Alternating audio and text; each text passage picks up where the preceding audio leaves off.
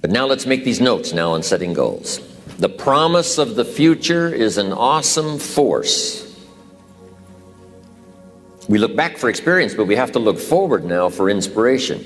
And what gives us inspiration to get up in the morning and do our job, learn skills, develop all that we can possibly be, is the promise of the future. And it can be so powerful that it can overwhelm any adversary you might have, any difficulties you might have. Here's a key phrase: reasons make the difference in how your life works out. Reasons make the difference in your appetite and zest for taking on the challenge, doing the job, becoming successful. Mr. Schoaf said, if you have enough reasons, you can do the most incredible things.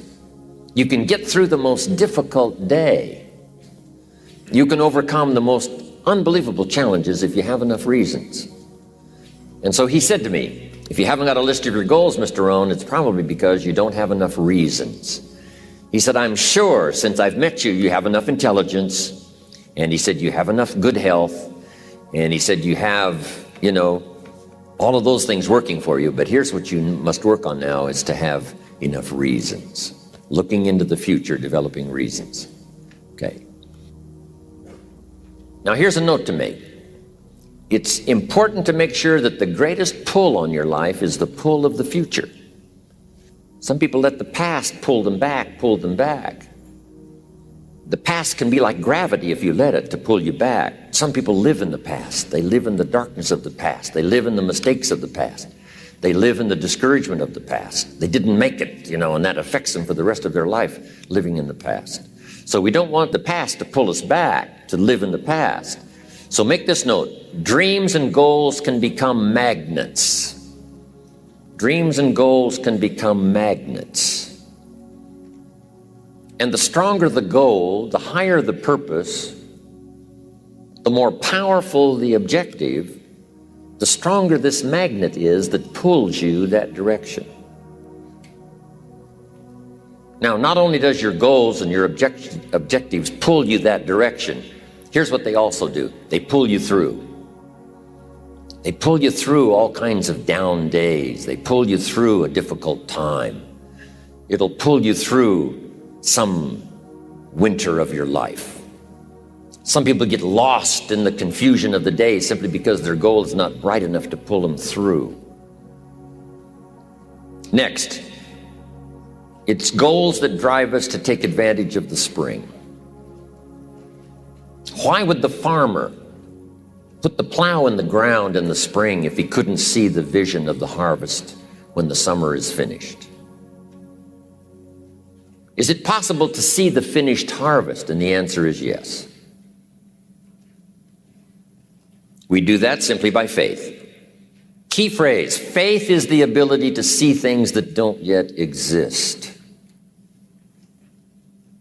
So here's what we want to do in our goal-setting session, is to start looking into the future of what you would like to accomplish and where you would like to go, the person you would like to be, and see if you can't get a better picture of the finished objective. See yourself there. See yourself in possession of. For your dreams to greatly influence you, for the future to pull you, your future must be well planned. There are two ways to face the future. One is with apprehension, the other with anticipation. Guess how many people face the future with apprehension? Why? They don't have it well designed. And without really thinking about it, they have probably bought someone else's view of how to live. You will face the future with anticipation when you have planned a future you can get excited about, when you have designed your future results in advance. In this way, the future will capture your imagination. It will exert an enormous influence on you. And to design your future, you must have goals. Well-defined goals are like a magnet. They pull you in their direction.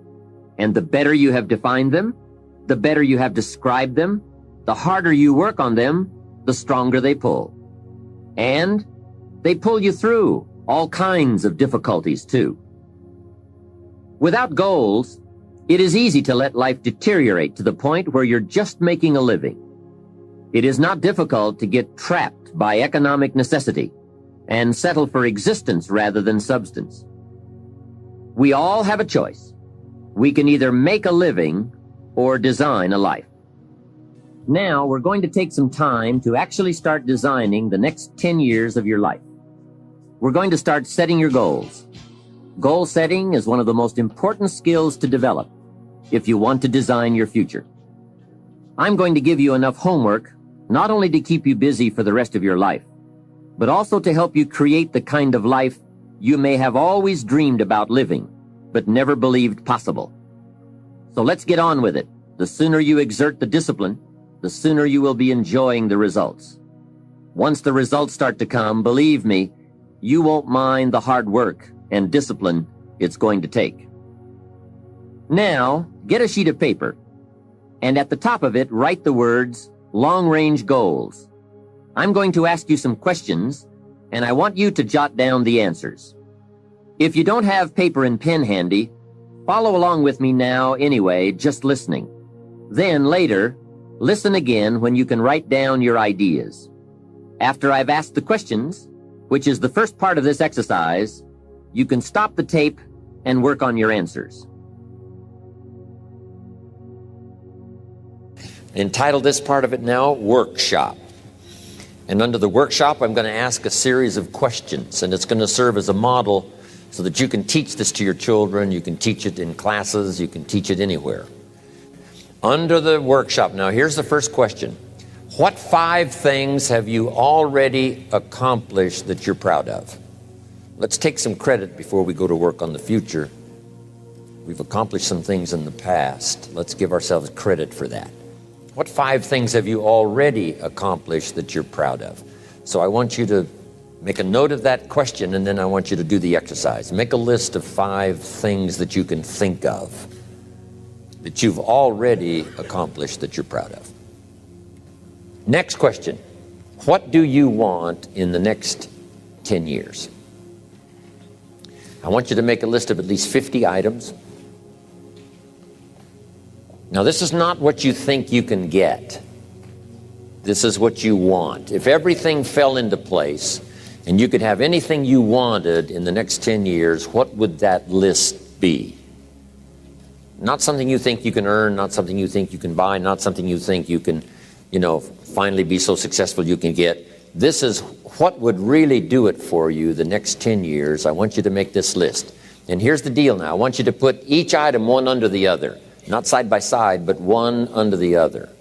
Just let your dreams, run free here. Not what you think you can get, but what you want. If everything fell into place and you could have whatever you wanted the next 10 years, what would that be? Little things, major things, insignificant things, doesn't matter. Just make the list. To help you get started with your list, consider these questions. What do I want to do? What do I want to see? What do I want to be? What do I want to have?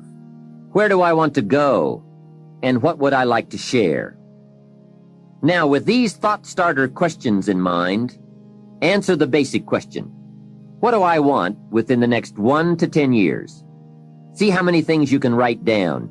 At this point, don't take the time to describe in detail everything you want. This is the time for you to let your thoughts pour, to write fast and to abbreviate. Make the list as long as you possibly can. Try to write down at least 50 items. 50 things you want within the next 1 to 10 years.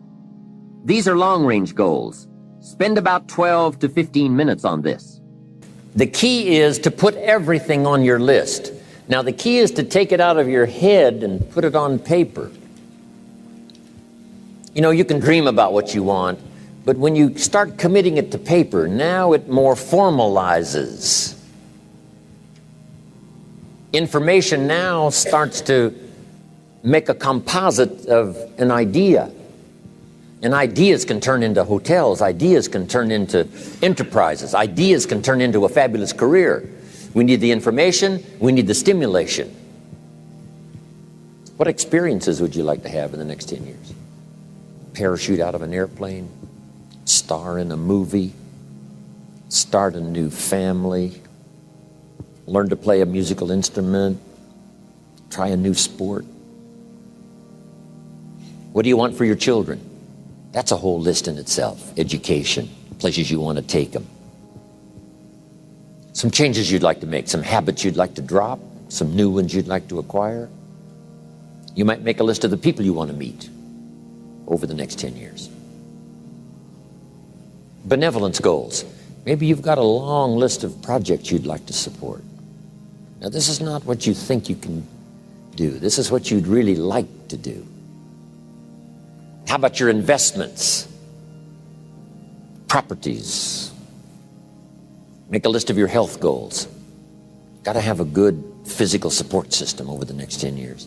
How healthy do you want to be?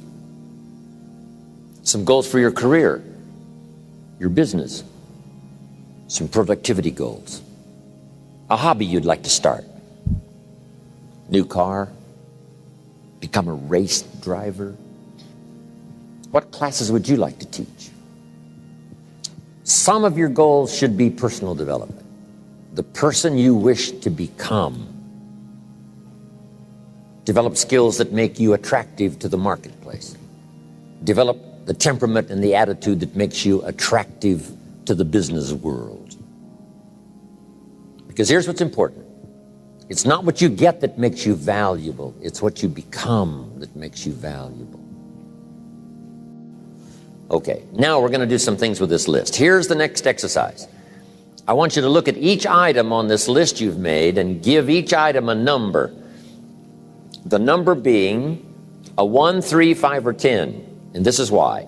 I want you to look at an item and say, I think that would take about 1 year. Another item, you say, I think that would take about 3 years. Another item, I think that would take 5. And another item, looks like that's going to take 10.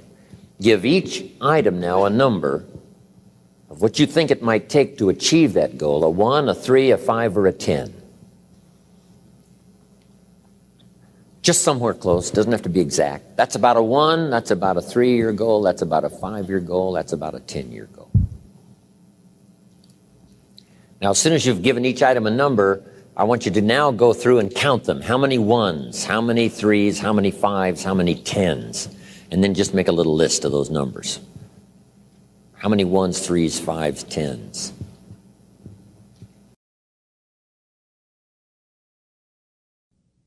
When you're finished entering your time frames, there should be a fairly balanced distribution of all your goals. If there are many 1- and 3-year objectives, but only a few in the 10-year category, maybe you need to think more about what you really want your life to add up to. What kind of life you really want to build over the long run. But if there's a preponderance of 10-year goals, and relatively few of the shorter-term variety, this may be an indication that you're putting things off, that you're focused too much on where you'll be at the end of the day and not enough on what you can accomplish right now. Keep working on your list, adding and subtracting goals with various time frames until you've created a more or less even distribution. Now comes the really challenging and interesting part. So far, you've just been adding things to the list, but now it's time to start making some selections. Now you're going to start asking yourself, what's really important compared to what might just be sort of fun? Choose 4 goals from each of the 4 time frames, 1 year, 3 year, 5 year, and 10 year. Now you have 16 separate goals. So far, you've only referred to them in shorthand fashion. But now you're going to start seeing them very, very clearly in your mind's eye. You're going to see each goal just as if it were being realized this very minute. And you're going to write down a detailed description of exactly what you see. Do you intend to open a handmade furniture store in 3 years? What will the store look like from the street out front? Will there be gold leaf lettering on the windows? Or will there be a sign hanging over the door instead? How many square feet will the store contain? Will there be a showroom area for the furniture in front and a workspace in back? Or will the furniture be built at a different location? Do you intend to have any employees, or will you run the business entirely by yourself? Think of all the questions that need to be answered in order to see your goal with absolute clarity. And then write the information down in a notebook